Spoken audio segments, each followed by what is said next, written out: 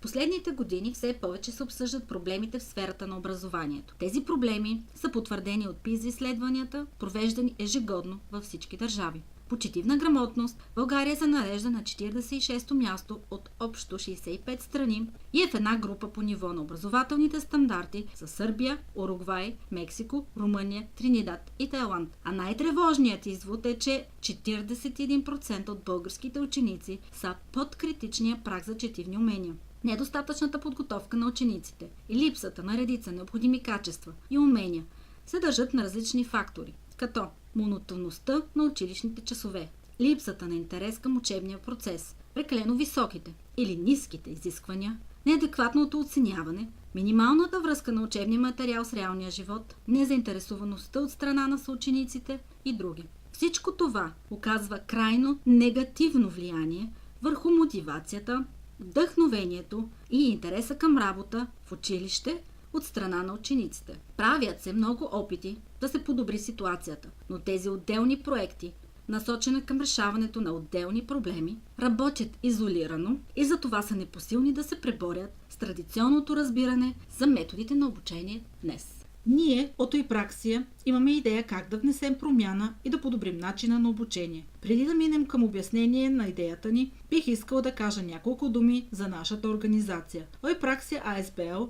е организация с идеална цел и е основана на 9 ноември 2013 година в Люксембург. Ойпраксия, означаващо най-добрата практика, е създадена с идеята да разработва проекти, имащи за цел по-бързото и устойчиво преодоляване на така наречените преходни фази. Например, преходи от училището в университета, от университета в работната сфера и други. Фокусът пада предимно върху социалния сектор, върху образованието и трудовата заетост, както и върху управлението на ресурсите.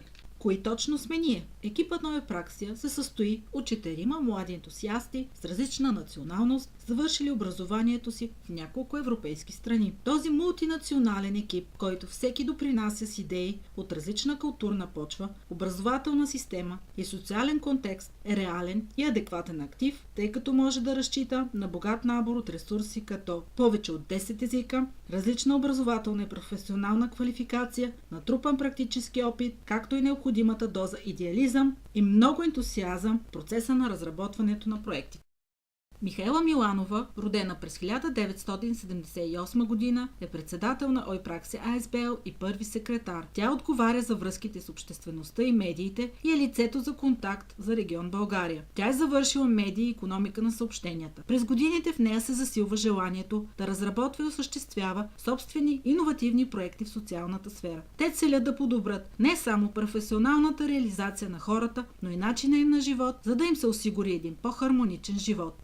Професионалните й умения като преподавател по български език на деца и възрастни и натрупаните в периода на следването и познания са й помогнали да придобие ценен опит, който й помага за осъществяването на цели със социална насоченост. Лохон Хек е втори секретар и лице за контакти за регион Люксембург и заема длъжността менеджер проекти. Роден е в Люксембург, където е получил дипломата си за възпитател със специализация по социална педагогика. Освен това е учил философия и социология в Триерския университет в Германия. Неговия дългогодишен практически опит в различните социални области, като домове за сираци, инвалиди и възрастни хора, са му дали възможност да се запознае с всички аспекти на социалната дейност и да получи задълбочени познания за люксембургската социална и образователна система. Тези му познания го правят идеалното лице за контакти относно въпроси и проекти, засягащи Люксембург. Придобитите умения и познания в сферите на социологията и философията, както и владеенето на няколко чужди езика, са ценен актив за теоретичното формулиране и разработване, както и за практическото изпълнение на плануваните от Ойпраксия проекти. Повече от 10 години Лохон обмисля създаването на Скил.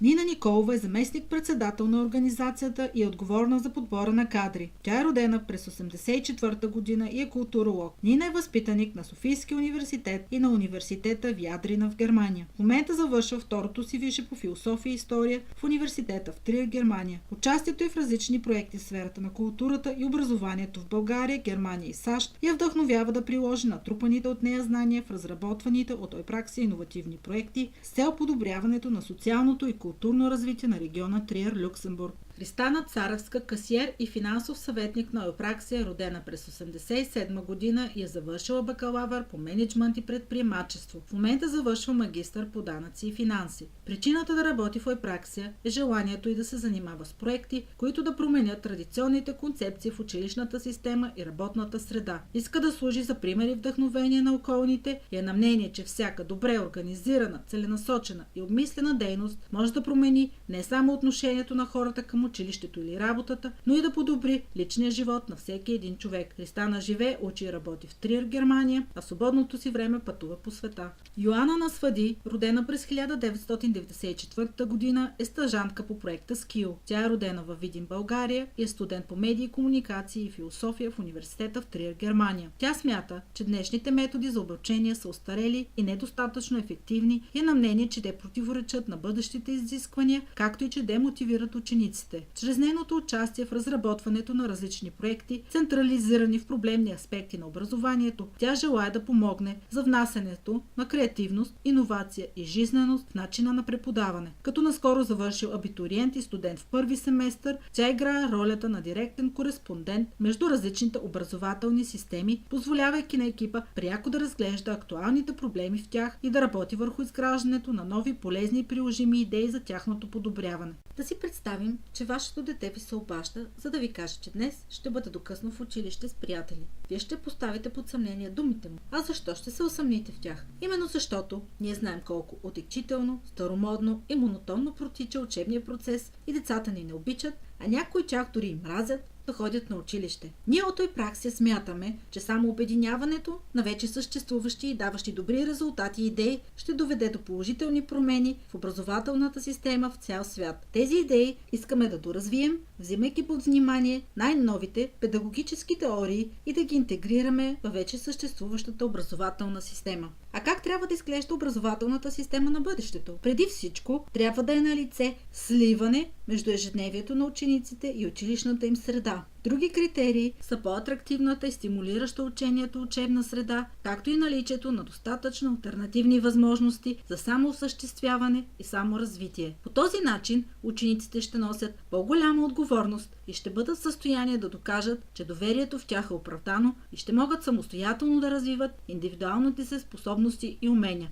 Например, като използват интегрираните към учебния процес работилници. Целта е учениците да посещават училище не защото са задължени да го правят, а защото смятат, че ще им бъде от полза за в бъдеще и защото им е интересно. Казано накратко, новата образователна система, подпомагана от Skill, цели да задоволи променените потребности на обществото, започвайки от учениците, не само в икономически, но и в индивидуален и обществен аспект, съчетавайки в себе си новите технически възможности, подходяща и стимулираща работата и творчеството, училищна обстановка и уповавайки се на актуални педагогически теории. Тази система ще предостави на учениците и учителите оптимална възможност за учене и преподаване, избягвайки отекчителното фронтално преподаване и концентрирайки се върху индивидуалните потребности и таланти на учениците. В заключение може да се каже, че целта на проекта Skill на Еопраксия е да адаптира образователната парадигма към бъдещите изисквания, осигурявайки синергичната връзка между ежедневието, училищната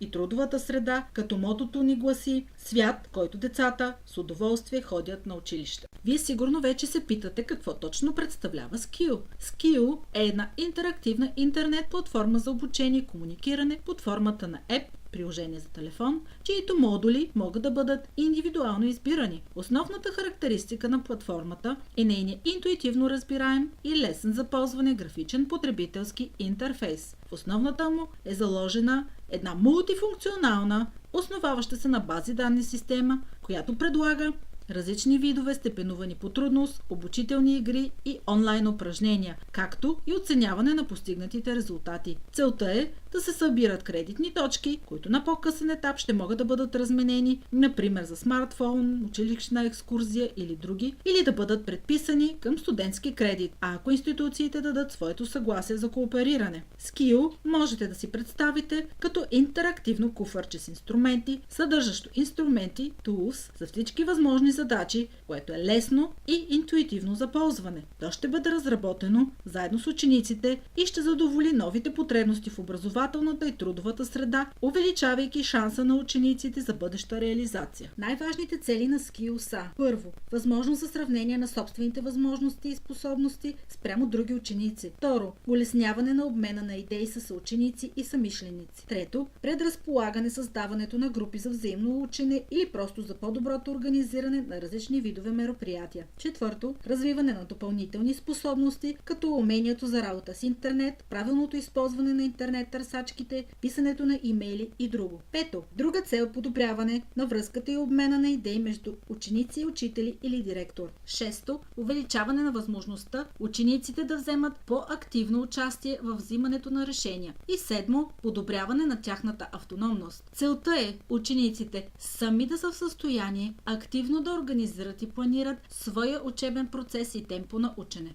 Нашата иновативна идея цели да премахне границата между училищния живот и ежедневието на учениците. По този начин ще им бъде дадена по-голяма отговорност и доверие при планирането и протичането на учебния процес, което от своя страна ще помогне да се развият техните индивидуални способности и таланти, както и способността им за интеграция в обществото. Днес младите хора по цял свят трябва да познават своите умения и качества, да са способни да мислят самостоятелно и критично, както и да са в състояние да поемат отговорност за действия си. Затова смятаме, че трябва да се смекчи авторитетната връзка между учител и ученик, наблягайки на развиването на самостоятелността, кооперативността и иновативността в образованието и учението само по себе си. Освен това, учениците трябва да разберат, че учебният процес може да бъде и приятен, а не свързан само с зубрене, потене и проливане на сълзи, защото има и по-добри начини за усвояване на знания. По този начин работата на учителите ще стане по-ефикасна, тъй като те сега имат прекалено много ученици и не са в състояние да обърнат нужното внимание на всеки един ученик. Как ще стане това? Използвайки Skills системата, която ще улесни работата и на учителите, и на учениците, една част от учениците, обичащи да работят съвместно със своите съученици, ще могат да работят в групи, а тези, които учат по-ефикасно самостоятелно, ще получат тази възможност. Така ще бъдат взети под внимание различните начини на учене на учениците и ще се засили ефективността на усвояването на нови знания. Учителите пък ще имат по-малко хора или групи, с които да работят. По този начин ще могат да обърнат на учениците повече внимание, което от своя страна ще доведе до по-високи резултати в ученето. Ние смятаме, че по-добрата подготовка на учениците в училище ще доведе до по-добрата им реализация извън него. А мотото на Skill е: мотивираните в учението деца днес ще бъдат мотивирани в работата си експерти утре.